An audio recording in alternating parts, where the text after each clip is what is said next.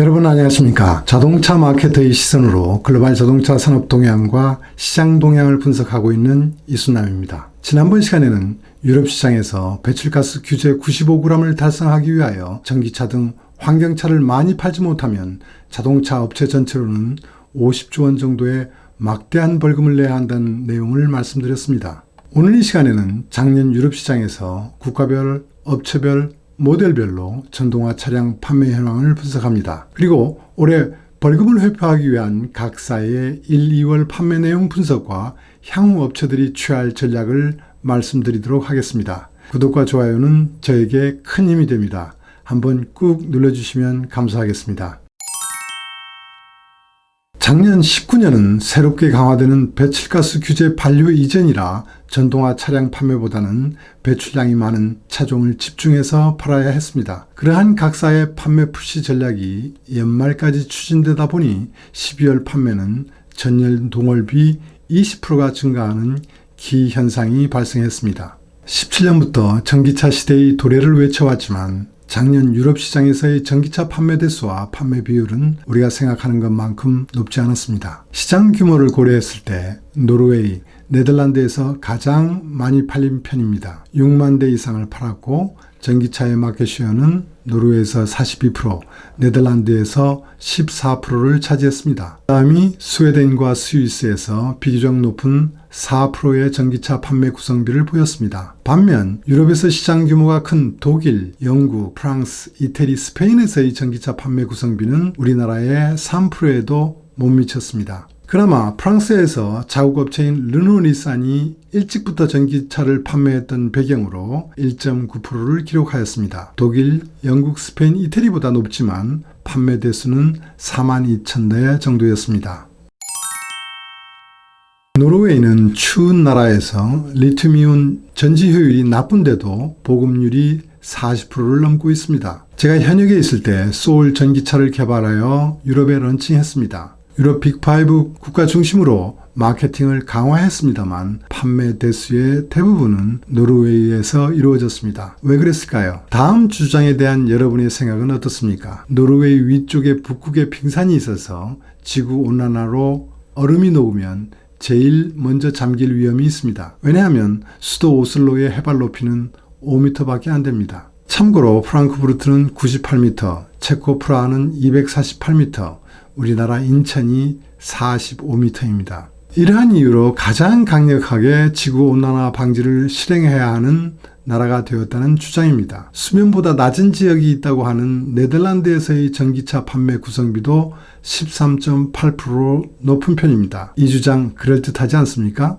그러나 노르웨이는 전기차 보급을 위한 세 가지 조건이 어느 정도 완벽하게 준비되어 있는 나라라고 할 수 있습니다. 전기를 발전하고 송전하고 충전시키는 측면에서 봤을 때 전기차 보급이 용이한 구조를 갖고 있습니다. 전력의 79%와 40% 이상을 화력 발전에 의존하고 있는 중국, 한국과는 다르게 노르웨이는 전력의 96%를 수력 발전으로 얻고 있어서 웰 투 휠 측면을 고려하면 실질적으로 환경을 고려한 전기차 보급 정책을 추진하고 있습니다. 두 번째는 충전 인프라가 아주 잘 되어 있습니다. 캐나다, 아이슬란드처럼 노르웨이는 꽤 추운 나라에서 엔진 오일이 굳지 않도록 하기 위하여 내연기관차에 블럭 히터라는 히터가 붙어 있습니다. 그 전원 콘센트가 차고에 있습니다. 그렇기 때문에 각 가정의 주차장, 공공주차장에는 반드시 230V 전원이 있습니다.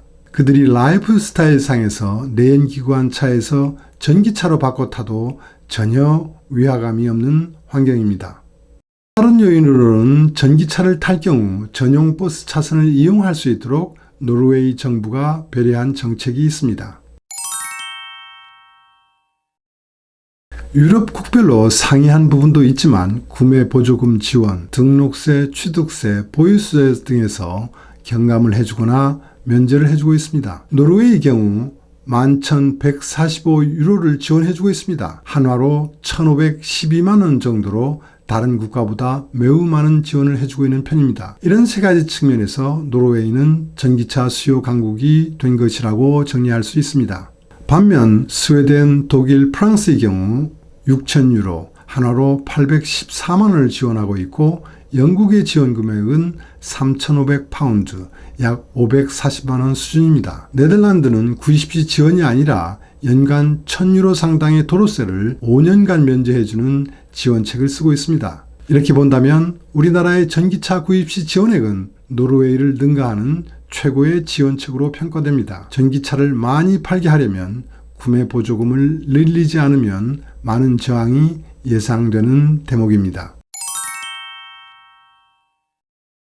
19년에 새롭게 시장 진출한 전기차 모델은 테슬라 모델 3, 아우디의 이트론, 기아의 니로 정도였습니다. 업계에서 전기차 개발이 그만큼 빠르게 진행되지 못한 현상을 알 수 있습니다. 19년 전기차의 판매 순위에서 테슬라의 돌풍은 여전히 계속되고 있으며 어디까지 계속될지 궁금합니다. 지금까지 판매 1위를 차지했던 닛산의 리프는 전년비 17% 대폭 감소하며 3위로 추락했습니다. BMW의 i3, 제규어의 iPace는 크게 성장하고 있습니다만 푸조의 이온, 시트로행의 C0, 메하리, 미쓰비시의 iMy EV 등은 40% 이상 크게 감소하였습니다. 현대차의 코나 EV와 기아차의 니로 EV는 시장에 안착하면서 각각 22,454대, 1,693대를 판매하였습니다. 반면 현대 아이오닉의 전기차와 기아의 소울 전기차는 전년비 감소하여 각각 8,644대, 3,242대를 판매하였습니다. 전기차에도 해치백 스타일보다는 SUV가 대세를 이루고 있음을 알 수 있습니다. 플러그인 하이브리드 차들은 대개 프리미엄 브랜드들이 중점적으로 개발해온 영역이기도 합니다. BMW가 개발 모델 수나 판매 대수 면에서 벤츠를 리드하고 있는 상황이며 아우디는 개발이 뒤처진 부분과 함께 판매 대수에서도 부진합니다. 또한 전동화 차량만 개발하겠다고 선언한 볼보도 플러그인 하이브리드 판매에서는 아직 크지 않은 숫자이지만 서서히 존재감을 나타내고 있습니다. 놀랍게도 기아차의 니로 플러그인 하이브리드 차의 판매 대수는 전년비 9% 이상 성장한 12,129대로 6위에 랭크되었습니다. 반면 아이오닉 플러그인 하이브리드 판매는 전년비 15% 감소한 4,700대였습니다.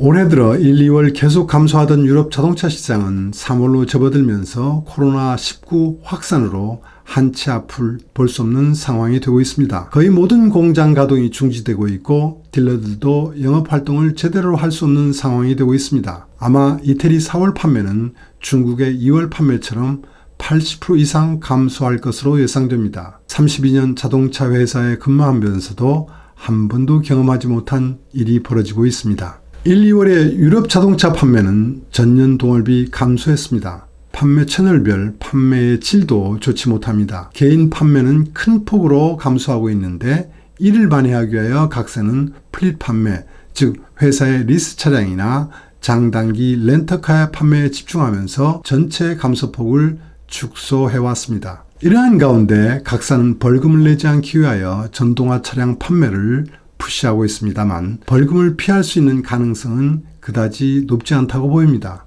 첫 번째 이유는 각 메이커들이 전기차나 플러그인 하이브리드 차 개발이 늦었습니다. 푸조는 작년 208 모델의 전기차를 출시한 데 이어 올해에는 소형 SUV 2008의 전기차를 런칭했습니다. 피아트가 올해 500의 전기차를 개발한 정도입니다. 5조 원 이상의 벌금이 예상되는 폭스바겐조차도 올 여름이 되어야 새로운 플랫폼으로 개발되는 전기차 ID3를 런칭합니다. 가을이 되면 두 번째 전기차 SUV 형태의 ID4 판매를 개시하는 일정입니다. 올 하반기부터 각사에서 새로운 전기차가 런칭될 것으로 보입니다. 올 들어 1월, 2월 두 달 동안의 전기차 판매 증가 현황을 보시면 자동차 업체들이 전기차 판매 노력을 엿볼 수 있습니다. 2월이 전기차 및 플러그인 하이브리드 차의 마켓 쉐어는 1월과 비교하여 독일과 이태리에서는 약간 증가하는 반면 프랑스는 대폭 감소하는 현상을 보이고 있습니다. 특히 프랑스의 경우 자국산 전기차와 플러그인 차량이 많이 판매되면서 1월에는 판매 구성비가 역대 최고인 11%를 기록하였습니다. 이에 따라 CO2 배출량도 규제치인 95g 대비 1g 초과하면서 규제 만족 가능성을 보였습니다마는 2월에는 대폭 감소하면서 CO2 배출량도 102g으로 다시 증가 경향을 보이고 있습니다. 독일의 경우 작년 평균 CO2 배출량은 157g이었습니다. 올해 95g으로 만족하기 위해서는 폭스바겐의 전기차 등 대량으로 전기차를 팔아야 하는 과제가 아직도 남아 있습니다. 이태리는 전동차 판매 구성비가 4개국 중 제일 낮은 수준입니다. 피아트 500의 전기차 판매의 향방이 이태리 CO2를 줄이는데 크게 중요한 변수로 작용할 것 같습니다.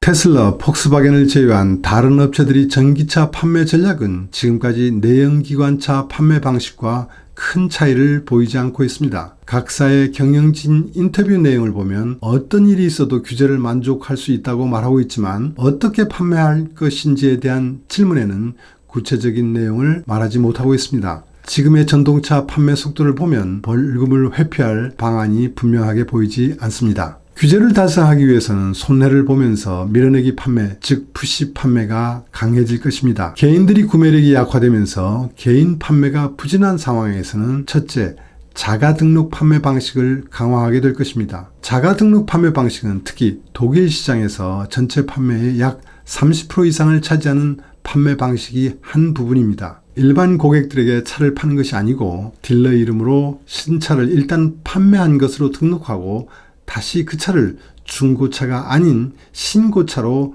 재판매하는 방식입니다. 두 번째는 회사 리스 차량으로 판매를 강화할 것입니다. 이 부분으로 부족하면 종업원들에게 리스 판매까지 해야 될 것입니다. 세 번째는 렌터카 업체에게 단기 렌털 프로그램으로 판매하는 비율을 증대할 수밖에 없을 것입니다. 어느 판매 방식이든 다 수익을 해치는 방식입니다. 지금 전기차 판매로 수익을 확보하는 업체는 극히 제한될 것으로 보입니다. 전기차를 크게 손해보면서 판매하더라도 벌금을 내고 브랜드 이미지를 악화시키는 것보다는 더 나은 방식이 되기 때문에 업체들은 이러한 채널로 판매 푸시를 하면서 배출가스 규제를 대응하게 될 것입니다. 모든 업체들이 이 판매 방식에서도 경쟁해야 되기 때문에 위너와 루저가 나올 것입니다. 전기차를 포함하여 전동차 개발이 늦은 업체들과 판매 경쟁에서 진 루저 업체들이 벌금을 회피하기 위한 방안으로 타 회사의 슈퍼 크레딧을 구입하는 방안이 있습니다. 테슬라는 전기차만 팔고 있기 때문에 이른바 슈퍼 크레딧을 많이 확보하게 됩니다. 실질적으로 피아트 크라이슬러는 전기차 개발에 늦어서 실질적으로 배출가스 대응이 어렵다고 판단하여 테슬라에게 크레딧을 사서 대응한다고 합니다. 미국에서 토요타는 테슬라로부터 대당 약 500불씩 지불을 하면서 구입한 사례가 있습니다. 위의 열거한 방법으로도 규제를 만족하지 못하면 마지막 방법을 사용할 것입니다. 단기간 규제 강화에 따른 부작용 최소화를 위해서 EU는 2020년부터 2023년까지 4년 사이에 쓸 수 있는 슈퍼 크레딧 제도를 마련해 놓고 있습니다. 4년간 총 7g까지 사용 가능한 슈퍼 크레딧을 20년도에 전부 사용하는 방안이 있을 수 있습니다. 전동차 판매 푸시로도 배출가스 규제를 만족하지 못하면 이 방안을 쓸 것이고 이 방안으로 안 되면 일정 부분 벌금을 물어야 합니다. 이러한 문제점을 한숨에 해결하려는 업체가 있습니다. 폭스바겐은 MEB 플랫폼으로 매우 경쟁력 있는 가격을 무기로 하여 전기차 대량 판매에 베팅을 했습니다. 다음 시간에는 폭스바겐의 전기차가 골프처럼 대량으로 판매가 가능할까에 대한 내용을 말씀드리겠습니다. 오늘은 여기까지입니다. 들어주셔서 감사합니다.